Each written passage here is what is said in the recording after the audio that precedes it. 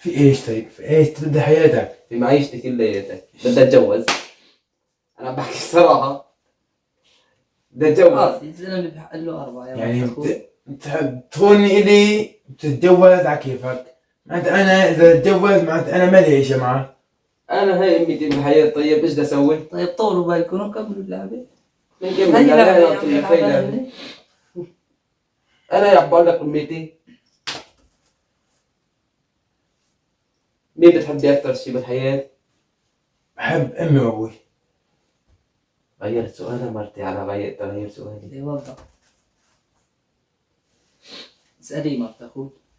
شو يعني يا ابن عمي بعني لك انا؟ بتعني لي كل شي بالحياة بس شوي صغيرة ما بتعني لي. شو يعني صغيرة ما بعني لك؟ شوي صغيرة خلص. يلا توكل على الله. انا قلت بس لك روح الصراحة. بس روح انا تفهموا بجوز شي ما حبيت يعني. ابوه راحت عليك يا اخوي.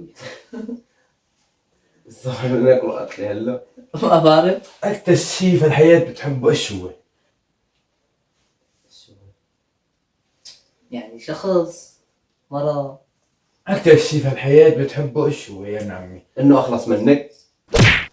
يلا السلام عليكم.